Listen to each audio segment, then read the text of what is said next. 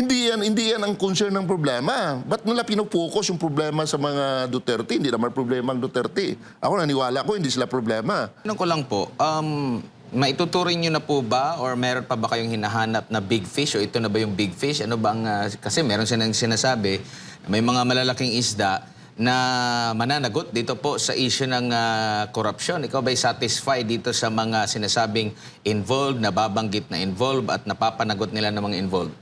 Magandang katanungan, sir, no? Ako hindi pa ako naniniwala na sila lang, no?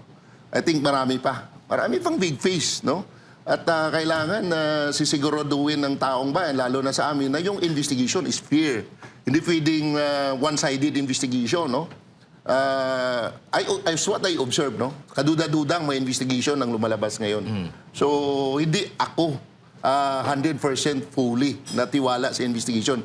May marami pang mananagot yan.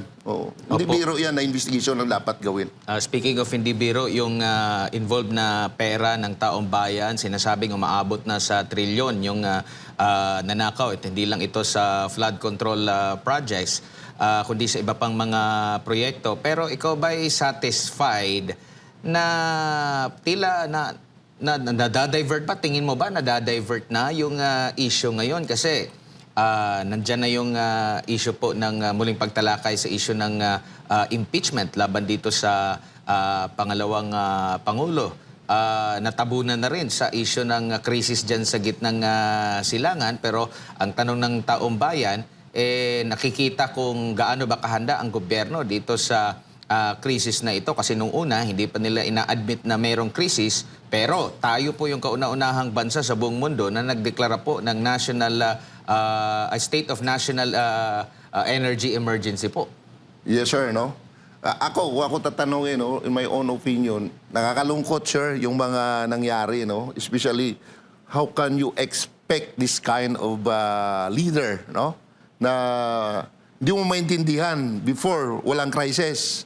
But after all, naging crisis na. So, nakakalungkot. In my own opinion, observation, nakakalungkot. Kasi hindi mo maintindihan kung ano ba talaga ang kanilang aksyon. Ano ba talaga ang strategic na gagawin? Kasi para sa akin, hindi ko naman sinasabi na mali yung paggawa nila ng investigation diyan sa impeachment.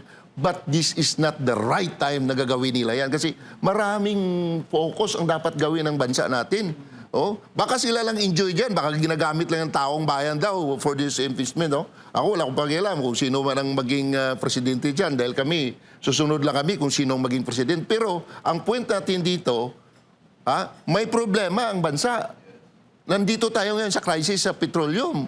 Ba't inuuna pa yung impeachment dyan? Sinong nag-i-enjoy? Parang sila lang yata Kahit ako ngayon magtipon-tipon tayo at magkaroon tayo ng magbutuhan tayo kung talaga bang ituloy ang impeachment, para sa akin, talo sila dyan Hindi yan ang concern ng problema. Ba't nila pinupokus yung problema sa mga Duterte? Hindi naman problema ang Duterte. Ako naniwala ko, hindi sila problema. Ang laki-laki ng mga problema dyan na harapin natin. Kung gusto nila ng fair justice, i-challenge natin lahat ng congressman. Imbestigahan si President. Imbestigahan lahat. Payag tayo lahat yan. Lahat sila imbestigahan. Lahat naman sila may confidential fund Bakit matitino bang mga congressman na yan? Naku, tanong natin sa taong bayan. Hindi ako makakasagot, pero siguraduhin ko, itanong natin sa taong bayan ko yung mga nag-iimbestiga dyan sa congressman. Matitino ba sila? Malilinis ba sila? Kung malinis sila, di maganda. Opo, at napag-uusapan nga itong pagiging patas sa investigasyon. Bago pa man itong krisis, no, sa gitnang silangan na nadagdagan ang pasanin ng ating bansa ngayon,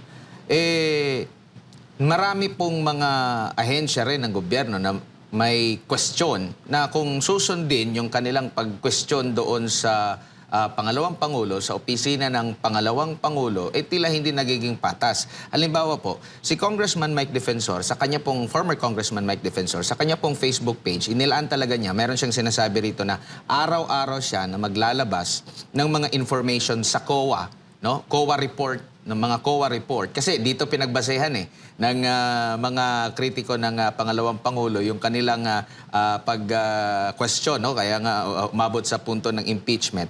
Pero meron siya dito na inilabas ng mga COA report na tila, hindi lang tila, mas malaki pa na pera na pinag-uusapan. Halimbawa lang po, last March 23, naglabas po ng hugot ito mula sa COA report, no? Yung Department of Energy, merong 199 million na disallowances, meron ding 186.7 billion pesos na charges na kailangang isettle o i-account. So, tanong din ito, bakit hindi nagkaroon ng kahalintulad na matinding investigasyon? Meron ding report sa DPWH, merong 14.9 billion pesos na suspension, disallowance na bilyong-bilyong piso rin ito, 17 billion pesos ito. Wala rin tayong mga narinig. Meron pa siyang inireport, pinost dito, report mula sa COA na umaabot din po sa 100 or mga billions of pesos din ito, no? Pero hindi rin nakita natin na hindi kagaya dito sa pagbusisi nila sa pangalawang Pangulo po, Ginang Jan. Yes, sir. Kulang pa. Meron pa kang DOH dyan eh. Oh, yun nga po. Oo. Tatanungin ko, pati nga DepEd, sinusulatan ko dyan eh. Yung litli nga, mga tinga National Irrigation, pinafile na din natin. No? Ay nako, ba't inuna mong maliit? Kung fair ang gusto nyo, wala tayong kontra dyan. I-impeach nyo. Walang problema yan. Pero dapat patas. Kasi nakikita lang tao ba, hindi ang office ni Vice President lang may problema dyan. Halos karamihan ng mga agencies of government may problema sa kuwa. Yan ang katanungan. So kung gusto lang natin ng fair, dapat patas. Hindi yung parang single out nyo. No? Nakakalungkot kasi parang i-consider natin na parang personal. Oo. Nakakalungkot yan. Kala nyo natuwa ang taong bayan. Baka kayo lang natuwa. Baka sila lang, nakatuwaan sila dyan. Klaro naman siya rin na napakaliwanag. Kahit batang maliit, alam yung mga interest ng mga dyan, yung mga sumasang-ayon dyan. Opo, panghuli na lang mula sa akin po, sir, no? Itong mga nabubulgar na mga pera na sinasabing napaghahatian ng mga korap, sa tingin nyo po, sa panahon ngayon ng krisis, gaano na kalaki ang tulong nito sa panahon niyan? Naku, sir, mahirap sagutin, no? Pero sa aking observation, nakakalungkot talaga, no? Para bang nasistress ka sa situation natin ngayon. Kaya nga ako, ang panawagan ko sa taong bayan, aware naman kayo, no? Atin yan, pera natin yan. Ultimo, paglabas mo ng bahay mo, magbayad ka kung anong bayaran dyan, may tax yan. Hindi nila pera yan, sir. Pera nating lahat ng mga Pilipino. Ngayon, parang sila na ang tinatawag na king dyan. And remind them na that is not your kingdom. And you are not a king. Darating ang araw, walang forever. Opo. Doc, ito lang, huli na lang, doon sa nabanggit po ninyong inihain po ninyong reklamo laban po dito sa National Irrigation Administration at ilang pribadong kumpanya ba yun last 3 weeks ago. Ano hong reklamo po ito? At para na rin sa kaalaman ng ating mga kababayan. Yes, sir. No? Well, ulit-ulit na natin itong binabanggit sa mga complaint natin, no? Yung arranged bidding. No? Not only for DPWH, no? Yung DepEd nga, sinulatan din natin, no? Due respect kay Secretary Angara. No? So, ang arranged bidding, I consider them as public bidding. Kaya nga ang request ko palagi, kung papayag ang gobyerno ng mga agency na yan, dapat during the bidding, mag-consider sila magdala ng kung anong civil society organization, involved nilang church, involved nilang media, para ma-consider public bidding. So karamihan ng complaint namin, involved yung pag-arrange bidding, yung tinatawag nila ng moro-moro bidding lang, na mayroon na silang napili na bidding prior.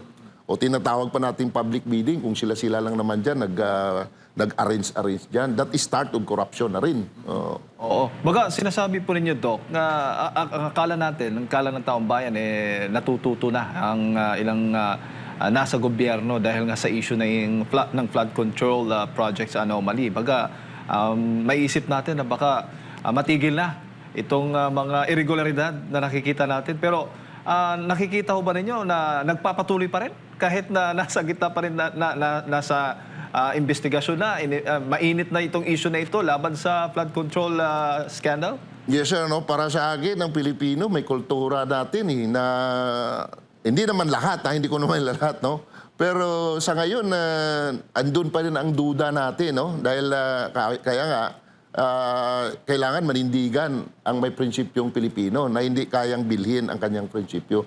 Yan ang ating panawagan kasi nagdududa pa rin tayo until now eh. O bakit? Ang haba-haba ng promise ng gobyerno. Si Sik Binso, sabi niya, before Christmas, maraming nakukulong. Anong maraming nakulong? Nagpagawa na nga ng magandang kulungan yun sa Payatas at ilan lang nakulong. So paano tayo masasabi niya na hindi aware, no? Or aware na ang Pilipino sa tinatawag na korupsyon? Until now, wala pang mga big fish na nakulong.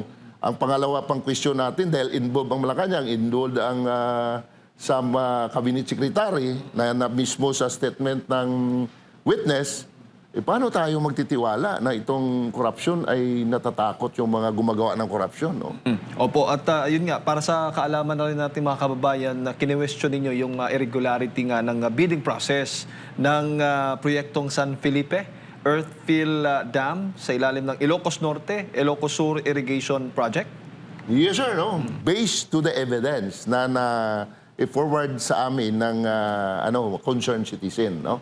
So, hindi namin pwedeng pangalanan yan. That is ang aming prinsipyo dyan. No? So, base sa ebidensya, na-arrange ang bidding. No? So, yan na. Diyan na yan sa bula ng ombudsman. Ang bula nandiyan na sa ombudsman. Sila nang mag-evaluate yan. Kung kami ay matibay ang ebidensya namin or ang ebidensya namin ay mahina, sa kanila na yan. Opo, pero hindi ho ba nakalagay na sa ating sa batas na itong mga dapat gawin, guidelines sa pagdating sa bidding process? O kung wala man, dapat ibaguhin natin o dapat idagdag to? Alam ko, sir, no? Hindi naman tayo nagmamarunong, hindi naman tayo abogado. Alam ko, nandyan lahat sa batas yan. Ang pagsunod. Yung problema nga, arrange. Ang words arrange, no? Alam naman ng lahat yan, may batas yan, may susunding batas, may rules and regulations, no? May nag-exist na batas. Ang problema natin, pag na-arrange na yan, kahit ano katindi ng batas, pag na-ariglo na, sabi nga nila, dalawang law daw, ariglo at regalo. Yun ang problema natin ngayon, yung dalawang law na yan. Well, sa tingin po ninyo, Doc, may pag-asa pa ba sa ilalim ng administrasyong ito? Dahil nga, yung issue ng korupsyon talagang talamak na. Kung makikita po natin ang epekto po nito sa ating mga kababayan. Yes, sir. May pag-asa. That is a big challenge, no? Sabi ko nga, sovereignty resides of the people. Tayo mismo. Ang problema, hindi ekonomismo. Sosyalismo, idealismo, ang problema, tayo mismo, no? Kung hindi tayo kikilos at susunod-sunura lang tayo kahit na mali, yan ang problema. Hindi sa kanila, sa tayo na mismo ang may problema dyan. Manindigan tayo. What is wrong is wrong. Kasi para naman ito sa next generation natin eh. Kaya yun ang aking may pag-asa kung tayo mismo kikilos.